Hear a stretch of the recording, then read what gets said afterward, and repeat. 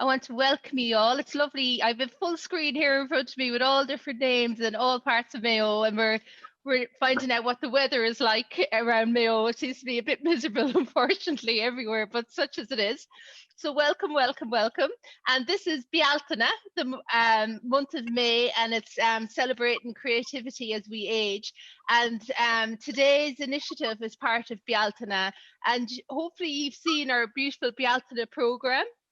And if you haven't, you can get a copy of it. And I just want to thank Michael and welcome him virtually to Mayo. He's not physically here, but virtually to have him. And Michael's a great old friend of ours from Mayo. He's worked on many a project with us in the Arts Office down through the years.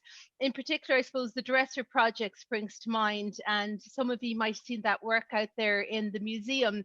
And Michael did an absolutely beautiful calendar there last year, and we were delighted to be able to participate in that. And a few people from Mayo's images were in that lovely calendar, so that was great. We were able to send that calendar out to the different care nursing units in Mayo as well, which was fantastic, and bring a bit of joy into people's lives. So Michael is a Wexford man, and as I said, he's no stranger to Mayo, and delighted to have him today. And the talk today will be about photographs and stories for people who have an interest in folk objects, history and oral culture. So I take it everyone here ticks that box. And I know there's been great work going on behind the scenes.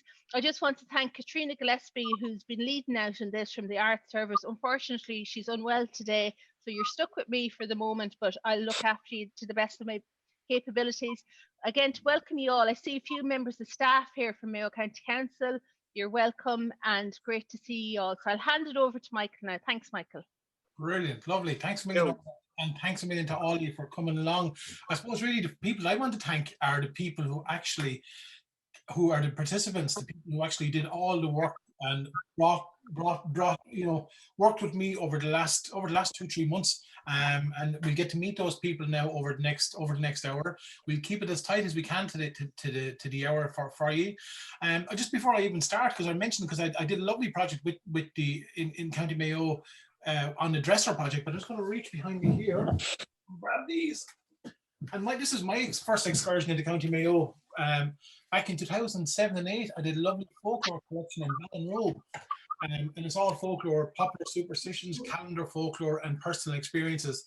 And we actually just getting the bonfire going for St. John's Eve in Ballinrobe back in 2007 or 8. That's all available online, by the way, folks. It's called Following the Whitehorn. So it's great. I'm delighted to be up in County Mayo. And you know what?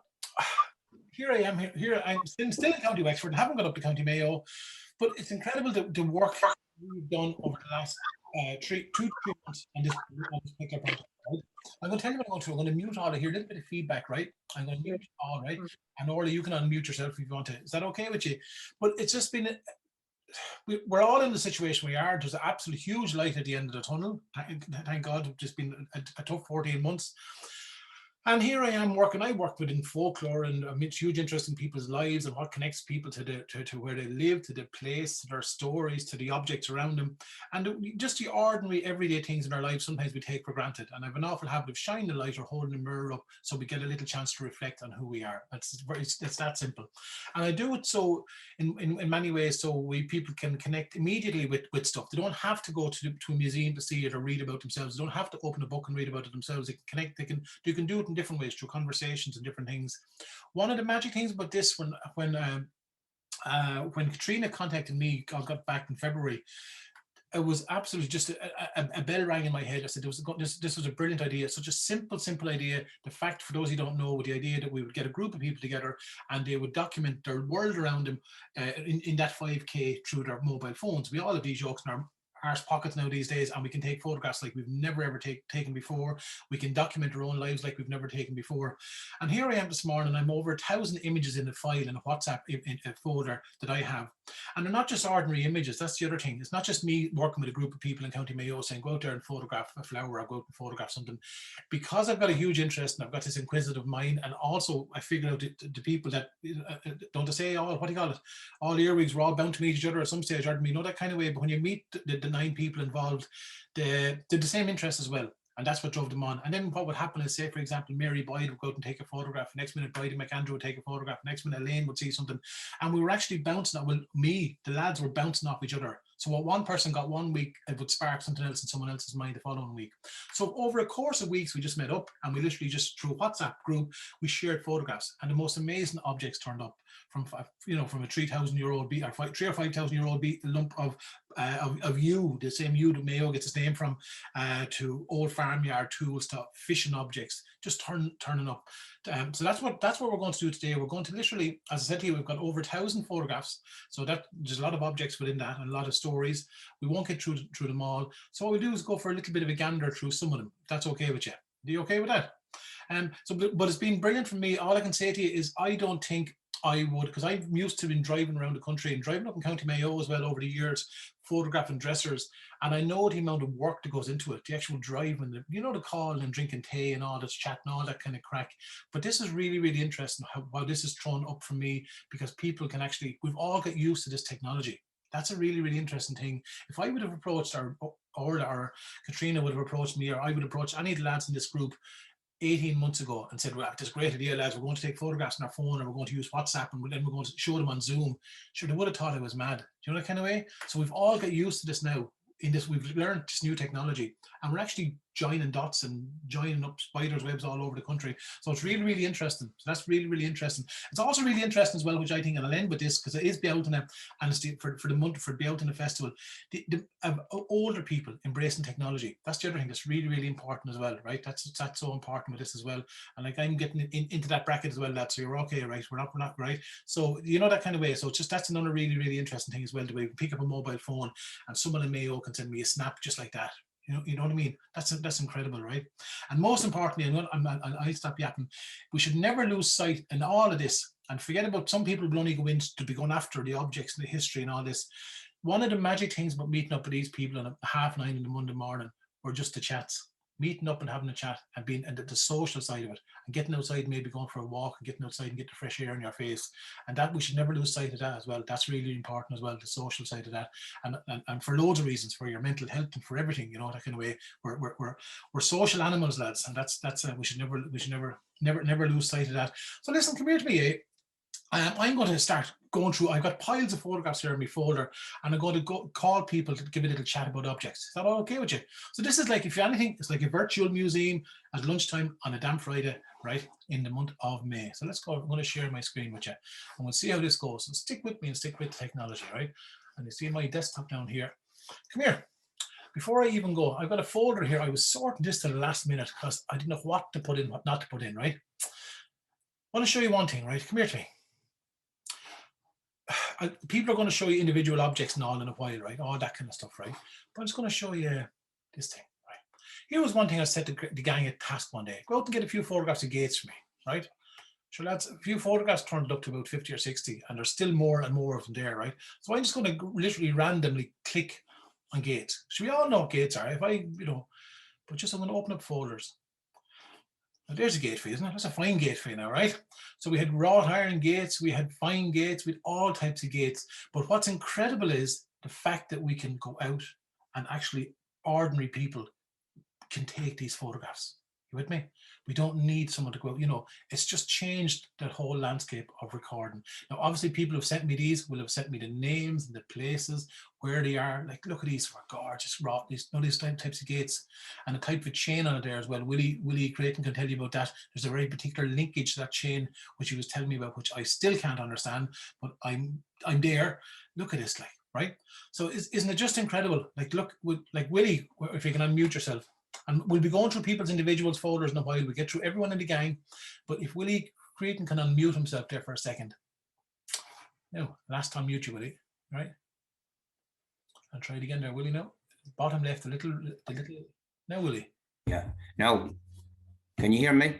You? Yeah. Yeah. That gate there is in the village of Ahamore, and it's an old building that's closed up, and there was a few blacksmiths around that area, and that's a very common type of a gate that's around that area. It's gorgeous to see. It's a piece of art as well, though, Willie, isn't it? With the little love. It is, yeah, with the hearts, all the different hearts on there, yes. and the detail over here. And just to show you folks, we've built up 3 collections absolutely by chance. One huge collection of gates around Mayo and one of grottos as well. So these are just random, you know, from big houses to small houses. Actually, here's one thing that Willie, you pointed out something in this which I'd never considered before. You said this is a very strong gate for a particular reason. It's the bracing that's on the gate. In steelwork, the brace comes from the top portion of the gate down to the bottom, and the same on the other side. But now, if that was a wooden gate, the bracing would be going from the bottom. But this gate has an X in it, which is extra strong. And but normally a gate wouldn't have an X like that. That was down at Killanley, down on the back road down to Enniscrone, and with the X's on it, and it's nearly all flat, but there's a twist in the corners to strengthen up the gate, and that gate could be 100 years old. Wow. And as you can see, folks, just to let you go, like these are gates, Banjack's gates, and you've got gates wrapped up with gates with a style there, but it looks a little bit of a style. Is that right, Willie? Yeah, that's another gate that was made from the tires of ass carts, and you can see they were flattened out, and that's on the and the feeder in at the back of it there. Well, that's where I was with the Fairy Fort is in the background there. Lovely, good stuff. We'll come to that in a while, but just to show you, gang, that was one of the things. Here's another one again, Willie. Yours again, is it? Yeah, that wasn't in Mayo. That was in Balladreen. That gate is about 150 years old, and there was another one there with a dog on it. And I actually, the man that I was chatting to there, he remembers his grandfather. He was a blacksmith, and it was lying out by the ditch for years, and he restored it and cleaned it up and painted it up. And there's that one and the other one that you saw earlier on with the dog in it. They're over 150 years old. Wow. So just going to stop sharing the gates there for a second, and just to let you know, there were Willie's gates. He sent me loads more in between, and also we have John Gallagher. We've got Bridie's at the gates, and all the different people when they're out and about. They saw a gate. Oh, we'll stick it into the WhatsApp group. The WhatsApp group is been brilliant. Just to let you know, for this farmer research, it's been really, really good. Right? It does mean that there's a lot of work trying to sort everything out, but it's an incredible way to gather information, right, like that. Another thing which cropped up, and we'll go through individual stuff in a while, was I noticed this, and I'm a blow-in. I wouldn't be from County Mayo, but I noticed when I used to go up to County Mayo in the past, and I'll be going again in a couple of weeks' time, was I noticed there were loads of grottos, right? And again, one of the things that I asked to get the people to do was to go out and photograph grottos near them, out and about. And again, Willie, the whole lot of them did it. And just, you probably, I suppose if you go up in the county, you take them for granted a little bit, right? So Willie, these are only a fraction of the amount of grottos. Yeah, that's a grotto. That's actually, they're building a new bridge there at Clongullan. We're waiting for donkey's years for the bridge, and that grotto is at Clongullan Bridge as you come from Swinford to Foxford, or Foxford to Swinford. As you pass over the bridge from Foxford into Swinford, it's just beyond the bridge. And one of the things which struck me were the small scale grottos that you'd see in people's gardens or maybe at a town's land. Willie, you were saying some are going back to the Marian year, but some are going back earlier as well. That's right, Jess. The 1932, that was the year of the Eucharistic Congress. There was a lot of them put up around that time. Right. And you'll see here, just to show you again. So it's just incredible, this way of working, folks. The amount of stuff that came back. That one was taken at night time with the lights of the car shining on it. See that? Yeah, I noticed that, yeah. Yeah.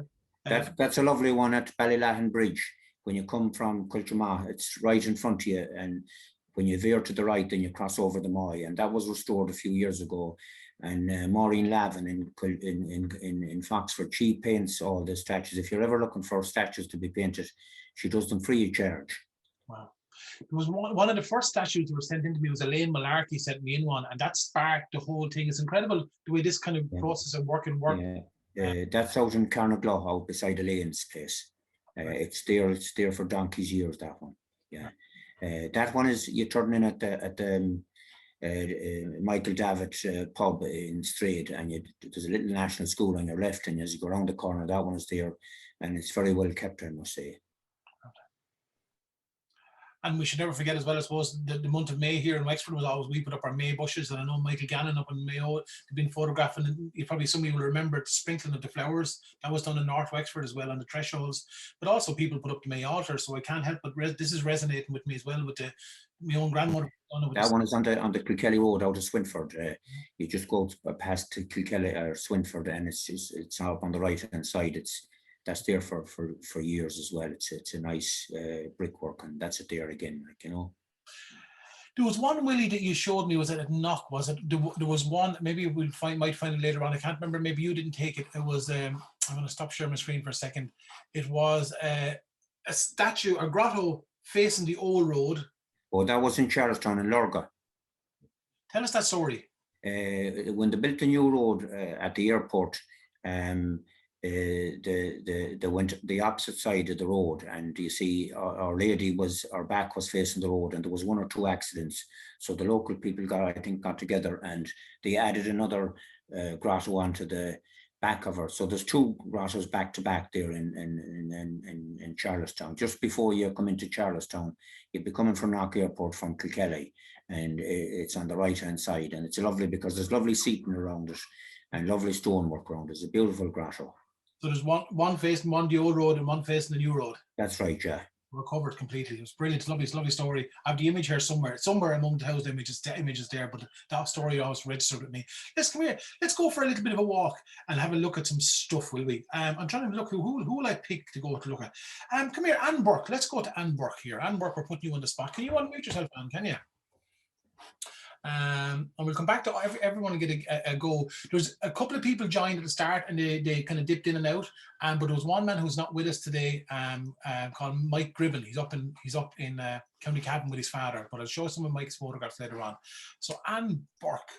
Now, can you hear me, Anne?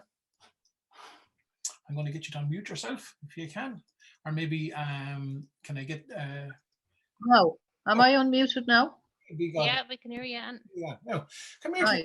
We're going to look at a few images here that you have. Couldn't help. Come here to me. Tell us about this. What is it? Can you see it?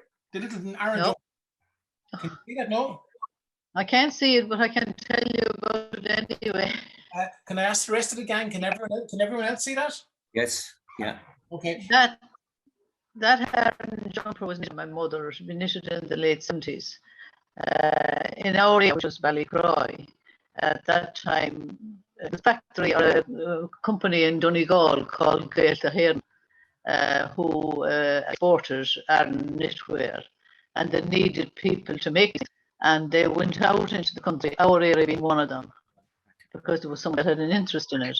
And they taught the people how to knit the stitches. They all could knit, but they couldn't do the stitches. So they taught them how to stitches. And then they set up a person in the area, Nora Conway was her name, actually, her mom's mother, the Lord. She used to collect the jumpers, and they would supply the wool, and the community money, as a child, would knit the jumpers, and Nora would collect them, and they used the courthouse in the area as a base for people to come to, and that's where the classes were as well. So this is a complete area. A local cottage industry. Yes, it was a cottage industry in the end, and a lot of people did it for years. And then, as time went on, people got old, of course, and it dwindled away. But it was going on for years. It was also people used to meet and compare notes and learn from one another. Brilliant. A little bit like the net. It was house to house. Of course, crowds together in houses, and they'd all have their own idea what was right and what was wrong. But that was and you'd be paid then for knitting them, and they'd have to be passed, of course, and those mistakes that have to be corrected. Brilliant. And it's a cottage industry in the area. Yeah. Come here, your sound is breaking up a tiny bit, Anna, it's unfortunate, right? So come here, I'm gonna put another image up for you, right? And hopefully you can see it. I'm looking at, what am I looking at here? I'm looking at, oh yeah, your mother's teapot. My mother's teapot. This is the teapot. This actually was my mother's teapot, but it was only taken out when there was the stations, or if there was, as we used to say, Yanks coming. and it should be in the good room of it in it. And of course, that's all that was left of it. But when the stations would be on the best tea, like that time, the stations as it is now, you had the priest would be put into the parlour, the good room, and he'd be getting the half a grapefruit, but he probably never ate before. And it was the priest's breakfast, it was called.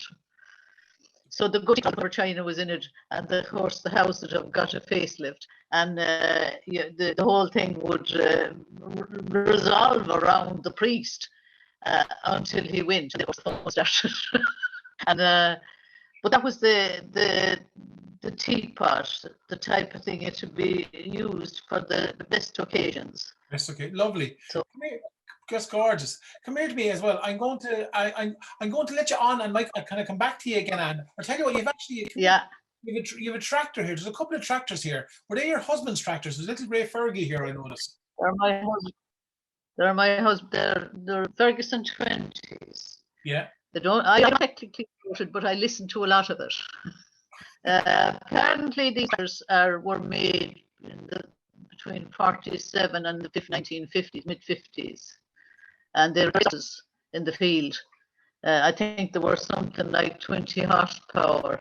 I was making inquiries, but as time went on, they too became obsolete and they broke down. And sometimes they'd be just left in the field, but where they broke down, and maybe years later, a son or a grandson to them, or sell them, or do them up, as they call it. Or they might be in a shed, and the shed will fall in around them, and sentiment held onto them. Lovely. Because the family's parents would have been using them. Lovely. They're now used for. They're also used for bog and in the bog and all that now. They're actually quite popular because they're light for doing light work. Yeah. But that time they were used for the thrash in the later years. Lovely. Come here now. I'm going to stop for a second because your sound is breaking up slightly on us, Anne, right? It's all right. Okay. But come here to me. One thing that struck me about the simple tractor, and some of you might relate to this, a couple more tractor photographs came up. I find here, and I was only working in a school today in Carlow with young lads, there's a huge connection to owning your grandfather or your great-grandfather's tractor.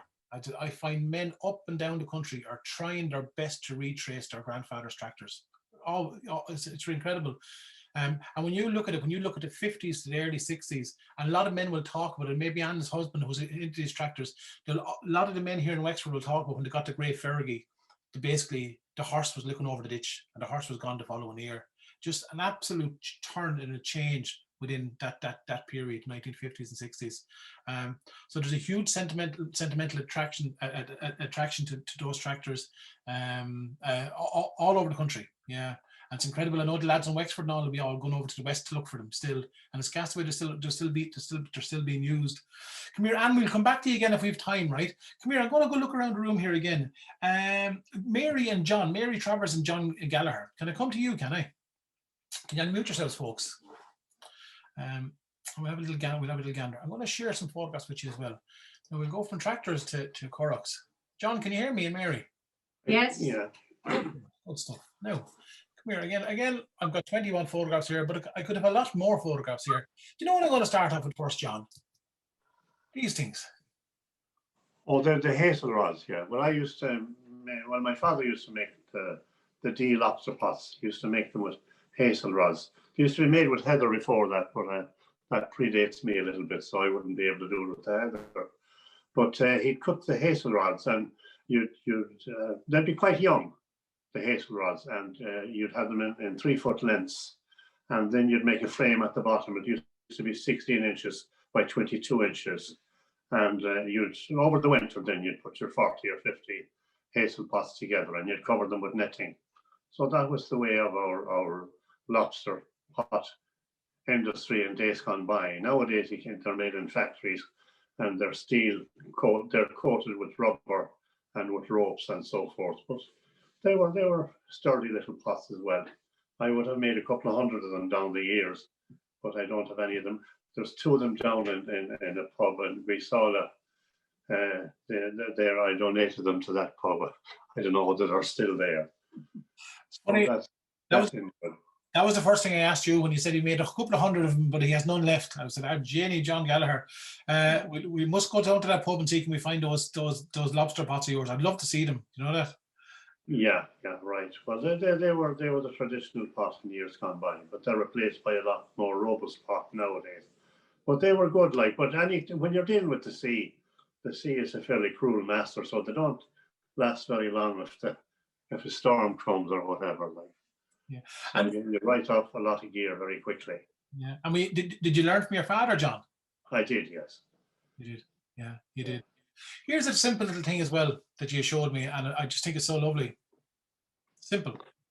Oh yeah, we used to call that the glinda, and it's a winding frame. Really, it's a simple little frame that people put together, and you put your fishing twine around it, and then you put your jigger or your few hooks at the end of it, and you'd have a fairly decent bit of lead or whatever to sink it down. And sometimes you'd throw it after your boat if you were looking for mackerel, and you'd have maybe a few spinners on it. But normally nowadays with the feathers and the jigger, you'd have 5 or 6 hooks, and you go out on a fairly nice, decent headland or whatever. And if you were lucky enough, you'd hit a shoal of mackerel, and you wouldn't be long filling a box of mackerel with it. Now I have one of them here. That's one. I have 4 or 5 on my boat, and this is the basic frame here. And the Gaelic for it is a glinda. And if you check up the Irish English dictionary, glinda, it's a winding frame. That's what they call it. But that's what it is. You just wrap the fishing line around it, and you haul it in when you're finished. So I hope that's it's a simple little article, really, but very useful. Yeah, simple is good. Now here's another thing, a few photographs you took for me one day. Oh, these are the currachs. They're down at the old railway station, or the old Coast Guard station at James Cahill. And he's got currachs from Cork to Donegal there, you see. Rossmoney. It's down at Rossmoney. And he painted them sort of white or silvery colour. That's, I suppose, to lessen the sun damage over the time. Those boats are all 50 and 60 years old, and he said he painted the bright color on them just so that the sun wouldn't hit them so hard over time. There's one of my father's currachs there. I think it's the last one your father made. Yeah, it's up on the left. It's the second last there, like left, yeah. Yeah, and that's at the Coast Guard station in Rossmoney. So if you're ever around there, then you go in again and check them all, and the different workings inside them we'll say from Kerry right up to Donegal and all along the west coast. That's one of the reasons you took that photograph, John, because when John mentioned to me about his father making currachs and making these, I said, yes, John, I'd love to see a photograph of those. So John and Mary went out for a spin one day, and I'm going to pull up a few more photographs to show you now, folks, right? I'm just going to click on my screen and load them up. And I was really interested in seeing the style of all the different currachs, but what in particular I wanted to get my head around was your father's style. He had a few little ingenious ways to finish them, John. Tell us that. Yes, well, you see that the cross hoops there now, they finish on the lower gunnel. Mm-hmm. And they're pointed like as if it were pencil tops, as it were. Whereas my father, when he spotted the Clare Island currach as such, he decided to improve on that. And he cut grooves in the lower gunnel so that the lats could ramble up and down. And he picked out 3 or 4 particular lats, and he threw his eye on them, and he said, well, I'm happy with those. So he nailed them in permanently. And then all the others were put in at random, or one after another. And then as he started the planking, it actually, each lat was forced into its own position, but it had a rambling end area, maybe 3 or 4 inches. So it went right down, or it went right up to the upper gunnel. So it made the upper part of the currach that much stronger.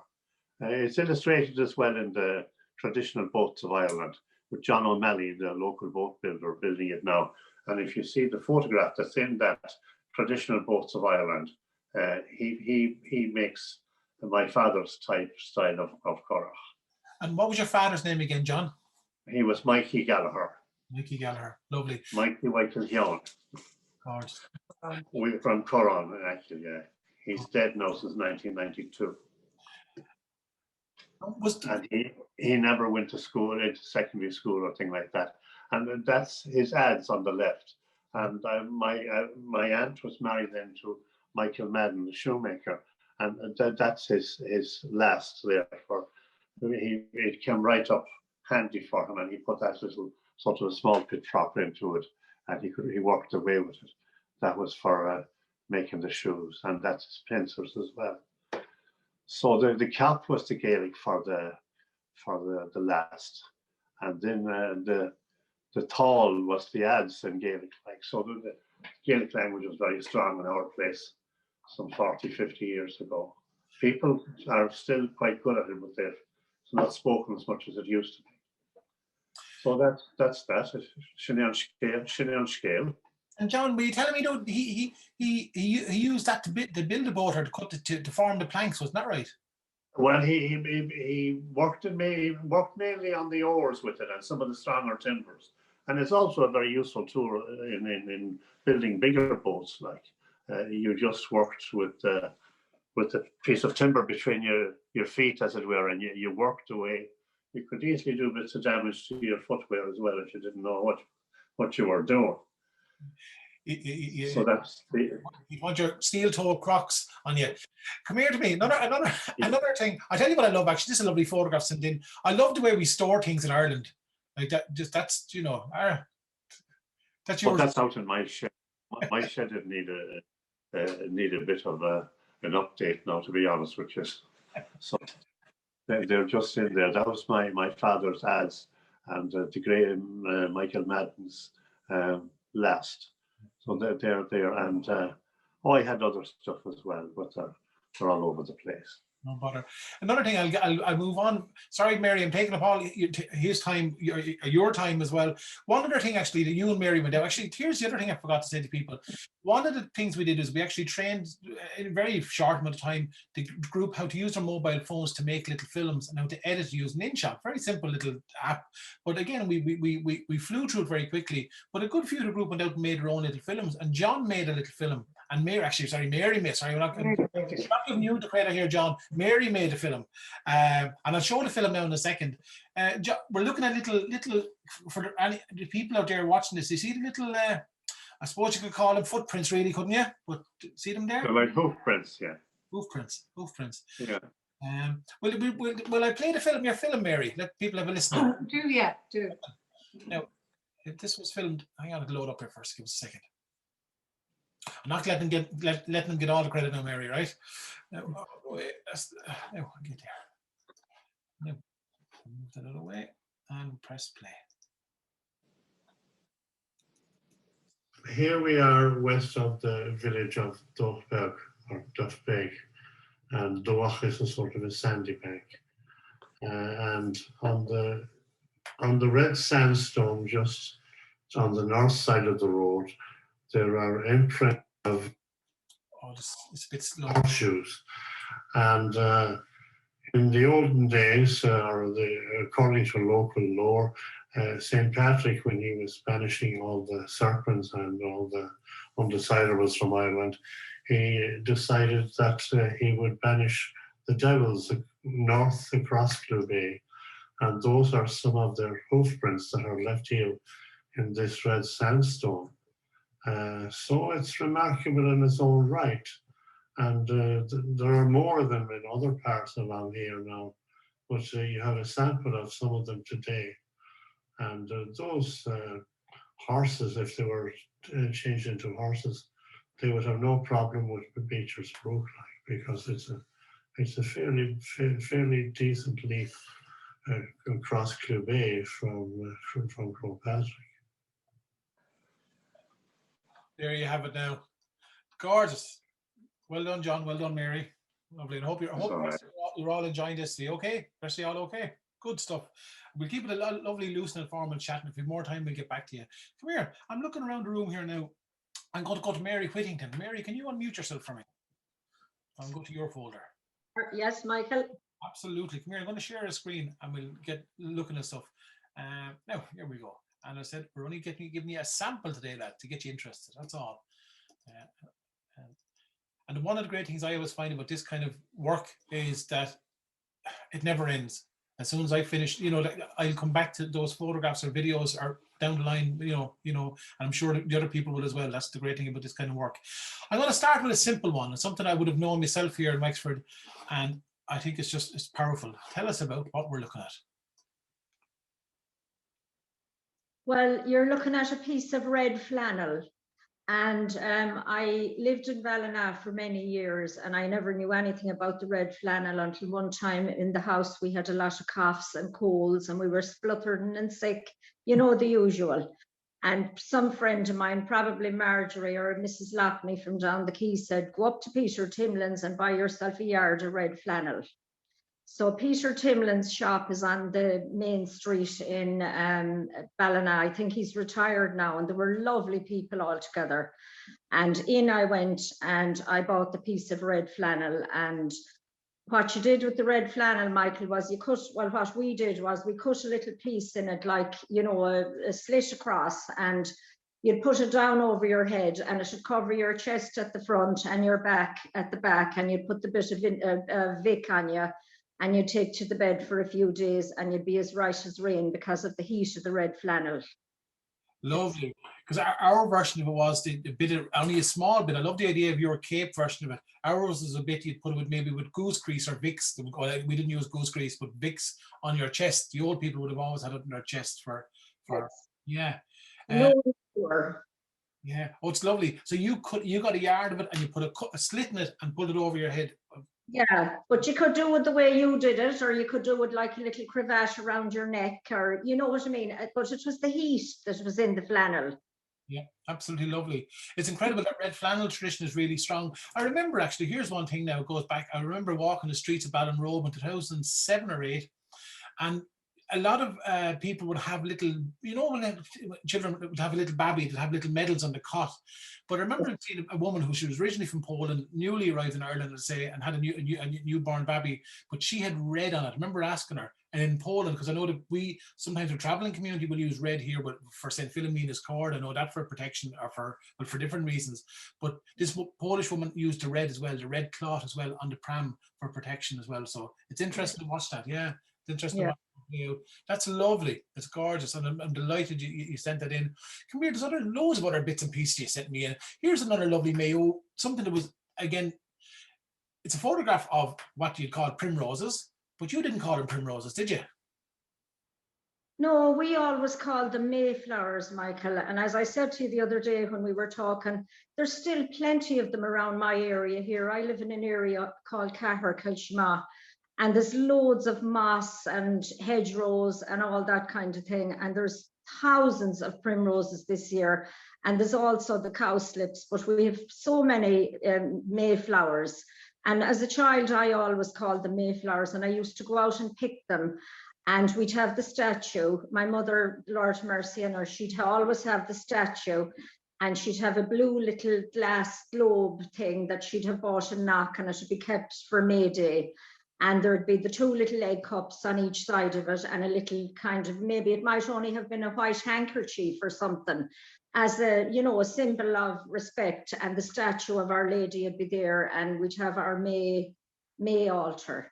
Yeah, absolutely. Little May altar. I remember seeing my own grandmother's one, and always on a raised height. Here in Wexford, Granny used to have it on top of the stairs, and I've seen it in Newfoundland, the top of the stairs within the Catholic communities there. Powerful. But that's lovely. And I remember sharing this on the Folklore.ie page, and it was very particular to Mayo, maybe parts of Sligo, but even the rest of the counties in Galway and Donegal didn't have that Mayflower name. It's interesting, the local names that have on flowers. I always find that interesting. Lovely. Come here to me. When you mentioned your mother, this was another image, an image that resonated with you. Your clock. Yes, well, I'm not a blow-in because I was born in Kilshma, County Mayo, and all the true culture is from Kilshma. So my mother and father, my mother was from Castlepollard in County Westmeath, and my father was from Colentra, Newtown Cashel, County Longford. And they met after he qualified as an engineer in Galway, and they eventually moved to County Mayo. and they lived in Swinford first. Well, my father lived in Swinford first, and then when they got married, they moved to Kilshima, and that is the clock that they got from my uncle Sean Macaulay as a wedding present. And I have it out in my sitting room, and written on it is, to Mick and Babs on the occasion of their wedding, June the 14th, 1950. And it has the Westminster chime, and you wind it up every week, and it chimes on the quarter of an hour every day, every quarter of an hour. And it still works. It's still hale and hearty, and I got it restored there 2 years ago by a clockmaker from up in Currach and Shannon, and it's still working perfectly, and I have the key and everything, so it's an heirloom, really. It must be incredible to hear that same sound that your mother and father heard, and the sound you can still hear this day. It's 50 something. In sound, and it was in the bedroom, or it was in the sitting room on the day my mother died, Michael, and it stopped on the day my mother died. It stopped. Yeah, it's remarkable, really. Yeah. One thing that struck me as well, and this is another thing, is and it's an aside. As I had an aunt called Babs, and I'm sure everyone up and down the country, from Mayo to Wexford, all up and down the country, that had someone called Babs years ago. It wasn't her Christian name, but it was a little pet name that stuck. Was that in her case, was it? Yes, my mother's name was Kathleen Macaulay, and her brother couldn't pronounce the Kathleen, so they started to call her Baba, Bia, Bia. So she said when she got married and moved, well, I can't be introducing myself as Baba, so she must have added the S onto it. I love it. Here, there's two more things I'll let people have a look at when we're here. Actually, they're your fathers, actually. They're just, again, simple things, but powerful things at the same time. What are we looking at here? That was an application for his driving license from, I can't see the date on it now, Michael, and I don't have the original thing with me. I think it was 1960, 60 something. In here now. And yeah. I've a lot of very, very old little pieces of papers and letters and all that like that belong to my father. Lovely. And fold everything back and keep them. It's funny now, yeah, there's a whole generation of people who kept up stuff, newspaper cuttings, mass cards, memory cards. I also noticed as well, and this is lovely, this is typically Irish as well, we and what I wouldn't give from my own father's side, but you have your own father's side, don't you?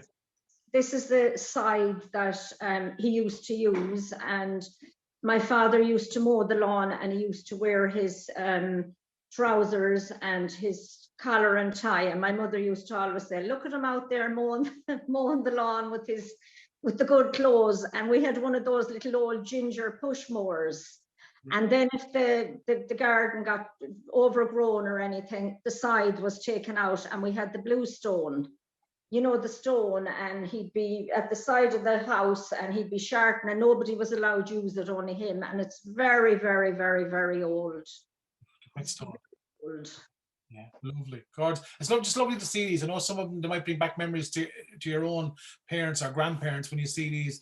I'm gonna end them. I'll get you outdoors. There were loads of bits and pieces. I'm looking around here as well.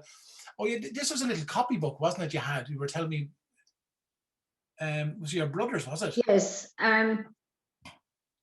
These were the copybook and the song, the words of a song there, Michael. They belong to my brothers and all their medals. And I kept the copybook because my brothers went to school in Ballyglass, a little school outside Kilshima. And the master in the school was Mr. Raymond Ford, and they always called him the master. And all the boys and girls in the school were renowned for their handwriting. And all the pupils that came out of the school had the most magnificent handwriting, and as my brothers had until they died. And I just have those little treasured memories of both my brothers, Kieran and John. They'd be well known around Kilshima and all of that. And they both died very young. And I just couldn't part with the standard exercise book, you know, and the words of the song. I think, will you go, lassie, go? They were both great singers, and they were great musicians. And my parents were very musical as well, so it kind of followed us. And I often say, oh, what am I going to do with all these medals? They were good at all kinds of things, handball, javelin, Gaelic, everything. So I just thought that was just a nice little collection of the three of us. We were born in 1952, 53 and 54, and we were very close. And the little card at the back then is in loving memory of when they died. My friend sent it to me. So when you asked for the collection, I just put that little collection together. And that was the last picture of the three of us together, with me in the middle and the two of them holding my hands. Oh, powerful, Mary. Lovely. Listen, we'll end on that note, Mary. That's gorgeous. And Michael, I'm just going to come in and just flag the time, 10 to 2 for chat. yeah, well, 10 to 2. I'll tell you what here. If the rest is, we're going to go over time, lads, because there's a lot of people here. So if you feel like you can stay on for a little bit longer, is that okay with you? Fire ahead. I think it'd be a shame to kind of rush these conversations now and these chats now, because they're magic and something that crops up. Is that all okay with you? And if you do need to run on, this will be recorded and we'll let you know, right? Come here. Thanks a million, Mary, right? Listen, Mike. yeah, lovely. So come here to me. I'm going to go to, let me see, Bridie. I'll go to Bridie here. Bridie, where are you going? Come in. Can you hear me? Unmute yourself, Bridie. Hello, Michael. Yeah, we have you now. Yeah. Good stuff. Now, and again, there's more stuff there from Mary that I prepared, but we won't get a chance to see it. We'll get it, but you know, you can see the importance of these chats and all, folks. They're lovely. Just time is the thing. Bridie, where did we start with you? Because I've got loads of stuff. Actually, one of the things I'm going to start with, Bridie, I think was lovely. And Mary did the same. Mary, I got people to document. I asked them to document Easter and St. Patrick's Day this year, because it was a different St. Patrick's Day and it was a different Easter that we've had this year. And hopefully we won't have, it'll be a different St. Patrick's Day next year. It won't be like what we had this year. But this is one thing, Bridie, you spotted. Tell us this. What do you spot? This is just along the riverbank of the River Moy in Ballina. Anybody that knows Ballina, or the River Moy is famous for salmon fishing all over the world. This was just straight across from St. Muirdas Cathedral on the pavement. Some artists associated with the three churches in Ballina, they periodically come out and do beautiful kind of Gaelic. It's very, very clever and very beautiful artwork on the street, and it lasts for about a week, and it's amazing all the people that just stand up and look at it. But I remember what struck you was it was a nice thing to come across on St. Patrick's morning or something. Lovely, yeah. Yeah, you're a right one to mark calendar dates, Mary, or sorry, Bridie, because I tell you, I'm going back to your folder now, because you're making these things up as well. Hang on, folks, wait till you see these now. Michael Gannon, get your camera out for this one, right? You're starting. Tell us, what are these things that all you decided to make up? Oh, that's a Christmas wreath. Now that's as old as the hills. They'll kill me at home for using it. It's an old wicker frame, and that's for Christmas, but I keep it going all year round. I used it for my daughter's wedding because it's nostalgic. So this is a Baltana one. Now what I have in that is bluebells, pink bells, white bells, pheasant's eye, narcissi, forget-me-nots, dandelion clock, primroses, and hand-dyed eggs with furs and heather. Wow. And this is a completely new tradition, because I know there is a tradition in Mayo of sprinkling the flowers on the thresholds, but you decided to make up a little wreath this year, did you? Yeah, I was going to do an altar one, and I didn't really have a statue of Our Lady, but my aunt, when she died in England, I was given that one, and it's kind of like marble. So I decided I'd just do a little bit alternative. Good. Well, that's good. Traditions have to start somewhere too. That's lovely. That's lovely to see that. And there's a little Easter one you made. Was that you? Yeah, that's Easter, and I think there might be daffodils in that. And again, the eggs are just ordinary eggshells. After using them, just dried out and left. Lovely. They're just lovely. I just love the idea of marking those times. Come here to me. You got some great gates for me, right? You got one gate here, which is just brilliant. Hang on there. Look at that. Look at that. I love that. That's down Arbuckle Road, Ballina, again along the river. As you can see, I've the path worn walking during the 5K, but that's really nice. And every time I pass it, I just think, God, the lad or the girl that owned that, they must have scooted off to Enniscrone, Ballycastle, and the freedom they had, and now it's repurposed. And I think that's the chain down along the side, but it's really, I don't know, something iconic about it. Gorgeous, yeah, something, yeah, it's a piece of sculpture. And here's another one that caught your eye. You were telling me about this This little thing. Yeah, I have a girl who's 33, and I was just thinking, it's like a bed she would have had, and I'm sure if it was anything like our house, the little girl was so excited having this like Barbie type bed, and obviously the girl moved on. She's probably away the other side of the world, and it has been repurposed as a gap. Yeah, we're great in Ireland at finding a yoke and giving it a new lease of life. There's another bit of a new lease of life. What's going on there, Bridie? That's up in Pontoon. A lot of people used to walk there. I took that probably last year because the lockdown, when we were allowed at Christmas, or before actually the COVID came. But I just thought it was really nice, and I believe to put it up for people who lived up that side that could walk within the 5K, and it cheered people's hearts, I believe, an awful lot. It's up at Drummond in Pontoon. Brilliant, lovely. There's one more photograph he took as well, and again, you can't travel anywhere in Ireland without finding one of these lads. The posh farmer's wife sauna.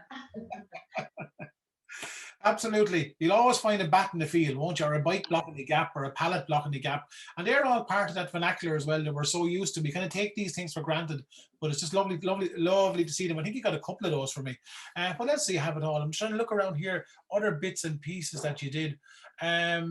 Lord, let me see. Oh yeah, come here. I'll move on, Bridie, because I just want to let you know we will get a Facebook page or something going with all these images over time. Probably on my folklore.ie page, we'll end up sharing them. We'll figure that one out because there's so many images. This is a little object that was had a strong connection to you. Tell us this. Tell us about that. That was given to me by a lady called Minnie, and there was lots of women called Minnie. You never hear anybody call Minnie now. But she, I believe her mum was a priest housekeeper, and it was the first period of Balik. And it was actually a wash set, part of the toilet set. And I wrote to the Balik Collector Society, and they put me onto the antique department and said it was actually a toothbrush holder. Now it's dating back to 1854 to 1890, and it's the first Balik symbol. And there's round tower, a wolfhound, and shamrock on it. Yeah, and the harp as well. I can see. I think there's a harp. And Minnie's name is written on it as well. I noticed that. I wrote that because I always do that with presents I get, just that I remember. Good, gorgeous, lovely. I'm delighted you have that shared with me. Again, many more objects that Bridie shared with us. Listen, Bridie, thanks a million, right? Okay, thank you. And I hope I'm not taking up too much for your lunch. I didn't realize we would go this long. Come here, can I go run over now to Jim Gavin? Jim Gavin, can you unmute yourself? Thanks. Will you unmute yourself, Jim, for me? How are you? Oh, no, you're brilliant. Wow, we're in business. Come here. Jim, where are you at all? Where in Mayo are you? I'm on Hamor, Bellahonis. Ah, brilliant. Now, I'm going to clean up your images there. There's a pile of images that you sent me, and this one got a load of attention. And this is the right one. Tell us what we're looking at here. This is called a skiveen. They used to use it one time for sown potatoes and seed potatoes. And they used to make the drill, and then they bored a hole in the ground with that, and someone else come behind and put the sport in and close it in. And that was it was broken. That's the way I got it. It was here in the house in the sheds when I bought this place. And I have an eye for antiques and for old stuff. Very interested in old different types of old things. From a car to that skiveen. I have a spade as well. It's called a Lloyd. Yeah. The Lloyd is a spade now. We'll call it. Yeah, that's different than the Lloyd now. And one of the things as well, the head of it, it's got metal on it. That's really, yeah. It has. Well, you should coat the round the head of it. You see, for stopping the clay from sticking to it. Yeah. And when it gets used a few times, it gets shiny and it'd be easy to shove it into the drill. Yeah. At the ridge. Yeah, for those who don't know, I've come across them in Kilkenny here now as well since, but they're proper up your way, up Roscommon and Mayo, and for planting seed potatoes. So literally make the plug in the ground and put it in, and you drive it down with your... You can sow it like daffodils or anything with it, any bulbs or onions or anything like that with it. Yeah, oh, it's brilliant. Oh, a great object, Jim. Absolutely. Come here, Jim. Here's another fantastic object you sent me. And again, it'll resonate because look at that. Yeah, that was a bird, a tap cage, they used to call it. And a friend of mine gave me that. years and years ago, and as you can see, it was in bad condition when I got it, but it didn't improve it. But what you do is, years and years ago, the people used to have the birds. Every house in Ireland almost had a bird in the house, and what the country forward will say, or I don't know what the reason was, but they used to catch the wild birds and most of the goldfinches. And then they cross the goldfinch with a canary, and they'd have a mule. So the mule then would sing. You know, the goldfinch is a very good singer, the cock and the hen. But they used to put the one in the middle, and he'd call the rest of them. And when you come back to that cage, you could have 4 of them caught. And they used to sell them then to the neighbours or whoever wanted to buy one. Wow. It's a real piece, yeah. Yeah, it's an interesting piece, and you will find as well over the years, you'll probably see bird cages made out of spokes of bicycles. I've seen over the years. Yeah, I actually made one when I was young myself. Younger. I made one actually myself out of spokes of a bike. Brilliant. Lovely. Yeah. And it's funny we're saying that, Jim, when you look at the old photographs, if you look at any of the photographs from 1900s, 1920 in Ireland, you'll always, especially in the towns, you'll spot a bird cage over the doors. You'll always spot. That's right, yeah. Yeah, I've seen it in pictures since now. Yeah, absolutely brilliant. That's it's a little bit shook, but still it's there. It's still intact, yeah. Yeah, it's there. Yeah, come here to me, eh? This is another great one as well. Yours. Yeah, that was I forget, it's a milk float. They used to use it for making, it was like for butter and cream and that. And I don't know, it was used just for that's the little sleeve that it goes into how to protect it. And I never remember that in use or anything like that. Okay, good. Yeah, but it's a delicate little. Oh, it's very delicate. Yes, wouldn't take much to abuse that. Yeah. And was this saw yours? Was this yours, Jim? Was that yours? No, that was actually, I bought that somewhere on a car boot sale or whatever the case may be, because like I'd be always picking up little things like that because they'd catch my eye and they'd be like, you won't get them every day. So I just buy them and restore them if you have to restore it. But it's like you won't come across the likes of it every day, we'll say. Yeah, lovely. And I'll end with one more thing, and then I'm going to go to a carpenter. I'm going to go to Willie Creighton after this, right? Here's another thing. Was this one a car boot sale buy as well, was it? I think so, yeah. I forget where I got that actually. I think it was a car boot sale. It's a little stove that if you were camping or if you would, there wasn't too much camping back in the day, but would say if you were in the bog or, you know, the hayfield that away from the house, you'd have that little stove and you'd be able to boil the kettle and because it was like paraffin oil you'd put into it. And there's a little pump at the side. And when you pump it up, then it forms a little gas that comes out of it and you light it. So you could fry an egg on it, or you could, pan Virginia, you'd fry an egg or boil the kettle, whatever the case may be. Brilliant. And it's in some sort of a biscuit tin box. And that here it is now assembled. Yeah, I've it assembled there then just to show you what it was like. Gorgeous little piece. Same makers of Trangia, or not Trangia, the stove, the lights, like the Tilly lamps, yeah. Yeah, like the Tilly lamps, yeah. Good. Brilliant. Lovely. Come here to me, Jim. We can talk to you for hours, but we can't. We have to fly through. Are the rest all okay? Are you? You all good? Good. Jim, thanks a million. No bother. I know. Thanks a million. Willie, can I get you to unmute yourself? And I hope people can stick with me for a stick. We'll try to get round up the next 15 minutes, right? Willie, where are you at all? Yeah, here now. All right, brilliant. Come here. This is a man now. I don't know where to start and stop with him as well. Willie, that saw that we just looked at there. What was the name of that saw, Willie? That's a little bow saw. It's Jim was showing there. There were in all technical schools years ago when we started off working. There was no tinning saws. So you did every kind of work with that saw. Wow. And come here to me, saws. You have a lathe here. I think you sent me a photograph of a lathe from your workshop, wasn't it? Yes. Can I see it now? Oh, here we go. There.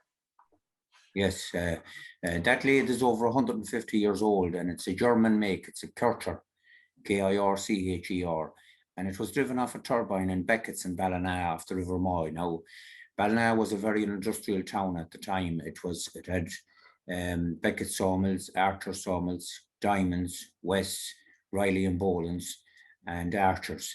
And Beckett's were before their time because they harnessed the river, the Moy, for a turbine. They had their own electricity, and Murphy's Mills had another thing. And this lathe was driven off the turbine in the Moy. And I bought it a few years ago of a guy, and it was closed down in about 1980, and I restored it. Now you'll see the black pulley that was on it. That was one of the original pulleys, and I put a new motor on it, 3 horsepower motor. And there's an article in this week's Western about it where I turned my first bowl on it for a guy in Thurlow called Christy Lawless. He used to be looking after the museum, and he worked in the library in Castlebar. And it's over 100 years old. It's full of cast iron. You can turn a 28-inch bowl over the bed of it, and it's a great bit of kit. Lord God, absolutely incredible. And working. And that's a saw that's lying on the end of it now, the bow saw. Wow. Oh, I see it here now. I do. Yeah. I do indeed. Yeah. That's fantastic. That's a great piece of history. And the fact that you brought it back to life, Willie, is incredible. Yeah, that's it. Come here to me. I'm going to mind this down and show another few things. This is a photograph he sent to the group during the week, and I sent this a few days ago. Yeah, that's a wooden bicycle. It's what we call the High Nelly. It's a 28-inch wheel on it, and there's over 1,200 pieces in that bike.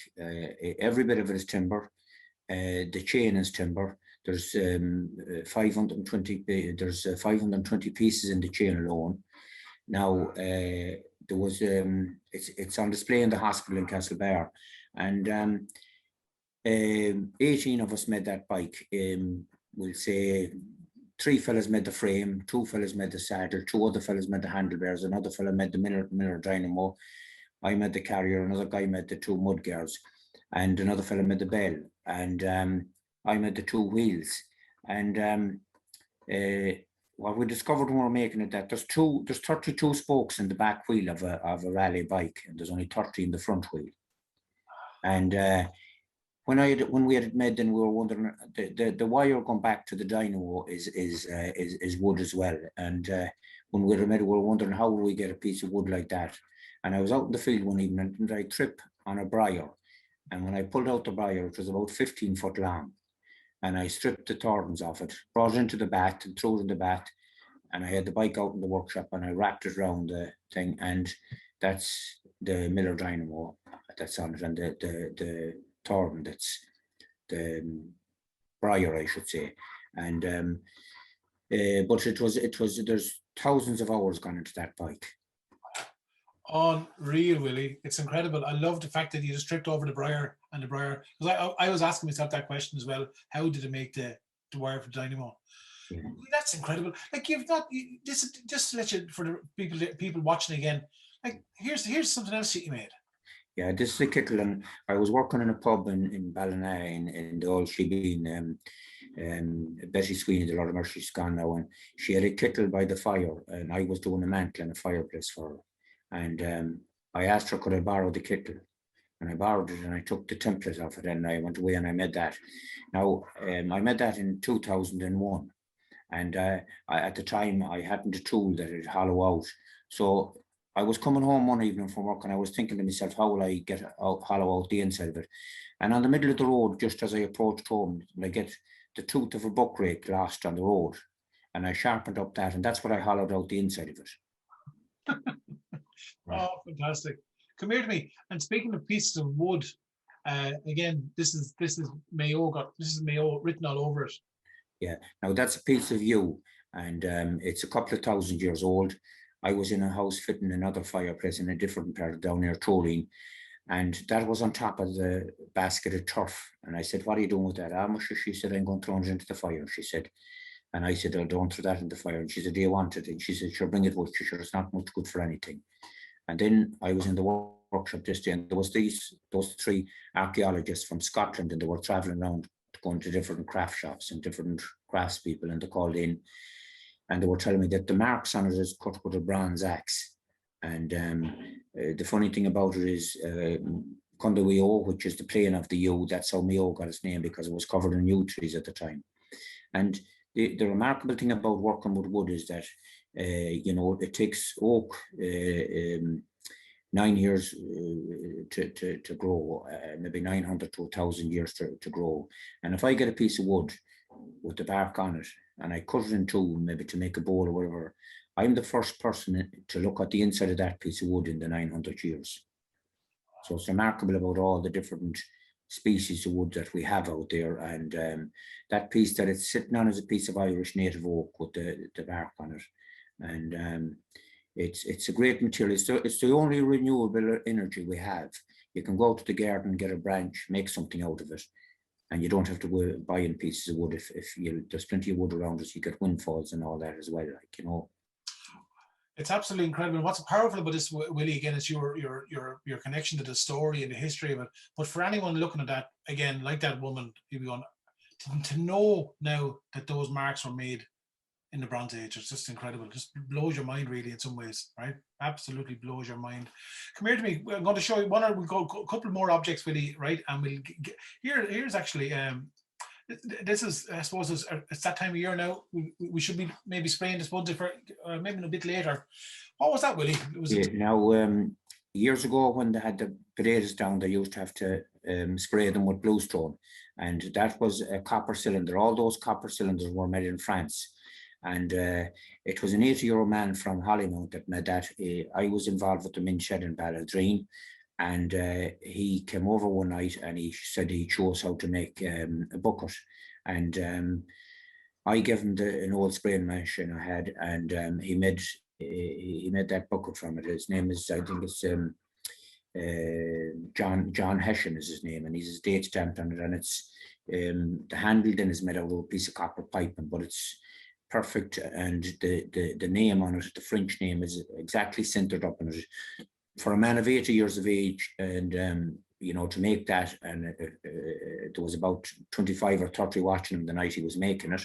And but it's not just a bucket. There's a little bit of geometry, because if you were asked to make a bucket and you wanted to hold a gallon of water, you see, what size do you make it? So he was explaining that you have to have a certain height, the base has to be certain, and the diameter of the top has to be a certain height. And then you have to develop that out and cut your material to the shape before you even fold it, so that when it folds around, it'll meet at the joint, and it's exactly right. Gorgeous. Absolutely lovely, Willie. As I said to you from day one, I could listen to you talk and tell me stories from day one. Just to let you know as well, and now very quickly, Willie also, and some of the group, were going around documenting old handball alleys. I'm a great fan of old handball alleys, and Willie sent me a collection of those as well. But I'm going to end with one thing, which is absolutely, and also the grottos and gates I showed you at the start. But I'm going to show you a video that Willie made for me, and it was filmed in Rossirk. And this is just mind-blowing to me. It's just, I'm still can't get my head around it. And because you're a carpenter, I'll let people have a look at this, and you've got a love of trees. Watch this, folks. Down at the Holy Well here in Rossirk, and you can see white thorn growing out from the roof. There's no soil around it, it's just growing from the roof. And there's a stream runs through it. You can hear it flowing nice and gently right through the building. Small little stone building, stone roof, and it runs right through down into a stream, and it runs into the River Moy down in here at Rossirk.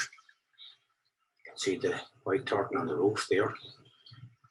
So it's amazing how this keeps growing year after year, and no soil at all. I'm conscious of time. I might just run on here and go to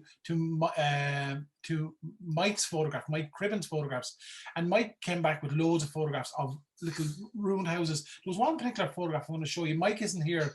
He's looking after his father today, and I hope he's okay with me saying that. His father's elderly, and what's incredible with Mike's photographs here. Again, just a little house. There was up in the literally in the backfield where Mike was from, very, very low down. The story goes, which we were kind of unraveling, that it was built for an evicted family, and it was built very, very quick to house that family. Mike, if Mike was here, he can tell you more about it. But it's just, you can see it's not an animal shelter. You can see he's walking sticks up again to get a sense of it. Other things that Mike was doing, one of the things the group are doing as well is we're photographing lone trees for me, lone fairy trees. And this is an interesting one that Mike came across here again for anyone who's an archaeologist. This structure here, there's a bit of a look to me of a haggard stand or a grain stand off it. See these structures? They were in a lot of old houses to keep the grain or the crops off the ground. Certainly this one here, and I've seen him here in different, slightly different designs, but that could be it. He also had a lovely photograph, a photograph of, there was a fairy tree, and there was a pile of stones on it. It was nearby, and they said, again, I've seen this here. They said when a funeral cortege would be going to a certain direction, when the funeral would stop, when the coffin would have to touch the ground, people would leave a stone there because the coffin touched the ground. And I know that there was a tradition of leaving crosses in Cong, but Mike came across little places where stones were left, little piles of stones were left, and he was told that they came from that. One thing I'm going to end with is a powerful image from Mike. He sent me loads of images from his family farm. Like, these are lovely objects for little sharpening tools. Absolutely gorgeous. But here was one object, and he's up looking, I hope he doesn't mind me saying, he's up looking after his own father now. And he said his father, when he turned into a young man, or maybe when he was getting married, he gave him a toolbox. He said, "This, you'll need this." And I think it's just very, very, very powerful for one man to give that to his son. So you'll need this. It's not a big lump of money. It's not a big house, or it's not a big car. It's just a toolbox. And I think it's really, really, really powerful gesture. And there's something really powerful about the whole idea. And so there we are with that. We're going to end, folks. We're going to come to one more woman. Hopefully she's across the border in County. Mary Boyd, can you unmute yourself for me? Mary, come in. How are you doing? Hello, how are things? We're good. Now come here to me. You're a Mayo woman though, aren't you? Well, I tell you, I'm here in Sligo. I live just beside Lochgill, and I've been walking around here for the last year and a half on my 5K or whatever. But I'm originally from Castlemagee in County Mayo. So when you talked about perspectives on home, I did a lot of work around here and got to know the area, but I decided to focus on Castlemagee and to learn a little bit about it. Lovely. And I'm also going to say that my niece, Brianna Clark, was very kind, and she supplied me with any photographs I wanted when I couldn't travel. So yeah, that's it. Come here. There was a bit of Mayo in Sligo though. Tell me about these objects here. Well, I suppose when we started out first, I said, oh my God, I'm in Sligo and this is focusing on Mayo. So what I did was I just looked around the house and I just said, well, what have I got from Mayo here? And when I looked around, it was mostly Mayo I had in the house. So that's a very old plate from a house in Kilcummin. It is, I can date it back to 1908, when the owners of a particular house rented the house from the Moy Fisheries Company. And on their list of contents, they had this plate plus many, many other kind of pieces of cutlery and ornaments, etc. So it's very, very, very old. There's a ladle with that now as well. I happened it actually there. I have it in a separate picture. So you can, that's a soup tureen. Again, I think it's, I did some work on it when I got them originally, but I don't remember all the details, but I think it was a Staffordshire pottery from the late 1800s. And one particular plate there was actually fixed. I didn't ever see this until I started doing the photography for your project. I noted that there were what looked like staples in the plate. Now, these are very, very big plates. I have them in the other room now. I don't have them here. But I was totally fascinated how they were put together and fixed with steam. And again, I don't know how that was done, but it was a very good idea.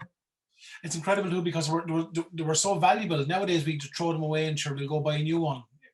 That didn't happen. Even for people who had stuff like this. Yeah, that's right. Yeah.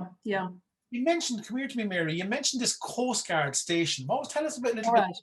Yeah. Okay, I suppose I'm from Castlemagee, and if you just look down across the bay, you see Kilcommon, which is part of Lacken. This is Castlemagee Castle now. I was born in a little house there, very close to that. That's on the cliff, and if you look from the castle, actually that is the picture from the castle, you can see Kilcommon in the distance. And in here in the inlet, you've got Trowan, which is our own private beach, we always called it, because there are no roads to it or whatever. Yeah. But in Kilcommon, the French landed in Kilcommon, and there are a few memorials there to General Humbert. First of all, you have that rock. You see the rock just standing there on the pier. That is supposed to be the first rock that General Humbert stood on when he arrived in Kilcommon. And there's a plaque there. I think there was something presented by one of his relations, Miss Aude Skepperling, I think was her name. She's a distant relation of Humbert himself, and she unveiled that plaque quite recently. He arrived there in 1798. She unveiled that in 2016. There are always commemorations every year and reenactments, which is really spectacular to see all the soldiers and workers in their own kind of gear. Also in 1898, 100 years after the landing of the French, Maud Gon McBride visited as well, to, I suppose, to remember the arrival of the French 100 years before that. And also she would have been very involved. There were a lot of evictions around the area, so she would have been very involved from a political point of view, coming to support, the political strife at that time. Also along the pier there, you have Coast Guard stations, which were built after 1798. And there's a boathouse there where the boat was launched out onto the bay, and all the Coast Guards lived there in the stations. Again, that they were built around the 1830s, I think, after they were put in there as protection after the French landing, so that there would be a view of other imposters coming down the bay, as it were. Incredible objects, Mary. These are these winches. I see them on the coast here as well in Wexford. Yeah, that's not my picture now, but I think it's this is the Moy, which flows into Killala Bay, and again, obviously salmon fishing was a big industry around Kilcommon and the Moy, obviously, and. Again, that's Trowan. That's the beach. That's the beach there, very close to Castlemagee. And that's where we used to swim. Today, people swim and surf and dive down around the Kilcommon Bay as well. Lovely. Come here. We'll round up. You went to a lovely the Abbey here. Just tell us a little bit about that. And was it Rathfran? Is it? Yes, it's called Rathfran Dominican Friary, and again, I knew so little about it. We played there when we were children, and we were always frightened by sometimes you would see skulls and other things there, but it has been cleaned up and restored. But it was set up in 54 by a De Burgo and man and a woman. I think her name was Finola Dexeter. They were a Norman couple, and obviously with the link to France, there was a very strong kind of Catholic religious link, and there were 24 Dominican friaries set up in that particular century, in the 13th century, and 20 of them were set up by Norman families and 4 by Gaelic families. So I mean, this is all new. I thought I knew where I came from, but obviously I didn't until I began to look at it. Lovely. Come here. Now, yeah, that window was blown out in the storm of way back in the around 1835. It was the night of the big wind, they referred to it as. And people often say that it was blown out because all the fairies were leaving Ireland because they knew of the strife that was going to come down the line. So I don't know whether that's true or not, but it's a spectacular building. And again, it was built about 200 years before Rosserk or Moyne Abbey, which is interesting. They're Franciscan abbeys. So there's an amazing kind of history there just in that abbey. And it's on the shores of the Palmerston River, again, which is, you know, it's a tidal zone where the tide comes up from Rathfran Estuary up to Palmerston Bridge. And again, at Palmerston, you had flax mills, and in the last century, in the latter half of the last century, you had the North Connacht Farmers Creamery was set up there at Palmerston as well. So fishing and farming were the big industries and crafts. Yeah. Mm-hmm. I'm really, really conscious of time, and Mary Boyd, I could listen to you talk about history all day long. And come here, I think we need to round it up. Mary, thanks a million for taking those photographs. And I know, and I hope you got something out of it, even though you were in Sligo. It was great, and you and your husband Brendan at the start. I can't help but think as well. I'm seeing the links there between the Normans here to Wexford, 1798, huge collection. And Wexford, yes, absolutely, yeah. And the Coast Guard stations. There's 3 links there. Lads, listen, we have to come to an end, but and I just want to thank the people, the group who, again, Mary and John and Mary Boyd, Mary Whittington, Elaine, Willie and Burke Bridie, Jim and Mike, and other few people in the background. But thanks a million for taking part in this. Without you, we wouldn't have had this day, and without Mayo Art Service, I wouldn't be here. So again, it's all there's a load of people to thank, loads of cogs in this wheel to make this thing work. So listen, before we'll wrap it up, do you have any questions though? Because I can unmute you. I don't mind here. I'm back on another Zoom at 3 o'clock, but I'm free to take another few questions. I'm sure some of the participants are as well. If you'd like to ask anything, and if you do feel like going, you can get out the door. Just to come in, Michael, there was a question there from Anne Roach, just wondering, would there be any ties with the museum going forward in terms of the presentation today, just in the chat? Yeah, we just need to have, I suppose ourselves need to have a bit of a chat and figure it out and just work out logistics and all those bits. I always find when I work on projects is that sometimes I kind of find it's 2 or 3 years later you kind of realize the value of them. We always realize the value of them now, but just need, yeah, it's sometimes one of the things which I find, if you look behind me, I've got 30 collections of folklore on DVD. That's 5% of my folklore collection work. All the rest of my is in tapes and on hard drive still, and that's a massive problem with working with digital work. And this is classical digital work, right? Our stories are recorded digitally, our memories are recorded digitally, the objects are there, but it's how to get them and to present them in different ways, if you know what I mean, don't you? One of the great things about the dresser project was I did 120 photographs of dressers from all over the world, but by actually us printing them up on a calendar, made them physical. Do you understand that? So I think we need to be looking at making things physical going forward. It's absolutely fantastic, but then what to do with it, you know, that kind of way. That's all bigger part of a bigger conversation, Orla. But it's a good place to be in, you know. And there's just another question here from Deirdre, wondering, is the WhatsApp still on the go? And if it is there any way of joining it? God, we haven't even thought that far. The WhatsApp originally was just for ourselves, but maybe as a group, the rest of us will meet up. That's quite a good idea, but it does mean admin, it does mean work. But I have to talk to the group afterwards. And if it is, what we can do is maybe we'll make an announcement through folklore.ie and through the Mayo Arts Office, and then if we want to do a follow-up, you just keep your ears to the ground on folklore.ie and in the Mayo Arts Office Facebook page for a follow-on any other stuff coming down the line. Would that be is that okay? Yeah. I think they're all the questions in the chat anyways. There's just a few people had to leave and just saying how much they enjoyed it and great stories. And before you see if there's any other questions, I just want to say thanks to yourself, Michael.